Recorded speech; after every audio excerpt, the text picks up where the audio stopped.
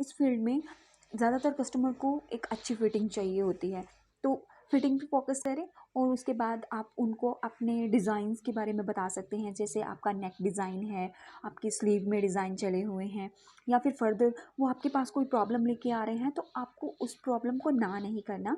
आपको कस्टमर बनाने का तरीका यही है कि आपको उनको उस टास्क पे परफॉर्म करके बताना है। तो फ्रेंड्स, इसी तरह से इससे क्या होगा कि कस्टमर जो है वो आपकी तरफ अट्रैक्ट होगा, क्योंकि आपका काम जब किसी ने नहीं करके दिया तो आपने उस चीज़ को एक चैलेंज के रूप में उसको करके दिया है, तो आप इसी तरह से कस्टमर बनने शुरू हो जाते हैं।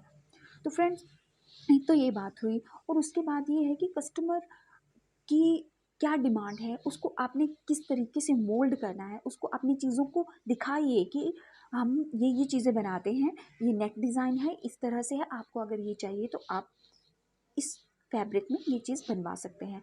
तो फ्रेंड्स, यही तरीका है कि आपने कस्टमर को उनकी नीड को जाने। और यहाँ तो स्टिचिंग के एरिया में तो यही होता है कि जैसे एक लेडी आती है तो वो 10 के साथ बात करती है, तो कस्टमर से दूसरे कस्टमर तक बात जो है वो कस्टमर ही पहुँचाता है, और वही कस्टमर जो है आपकी बनाता है। और दूसरा है कि आपकी डीलिंग आपके कस्टमर के साथ कैसी है।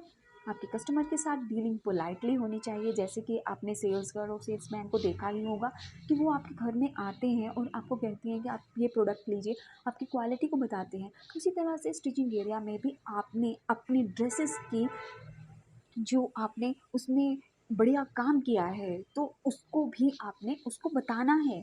वो बताएंगे तभी वो कस्टमर के दिमाग में वो चीज़ें बैठेंगी कि हम ये चीज़ें बनाते हैं। तो इस तरह से आपका बिजनेस जो है वो धीरे धीरे लेवल ऊपर होता जाएगा, एक्सपेंड होता जाएगा।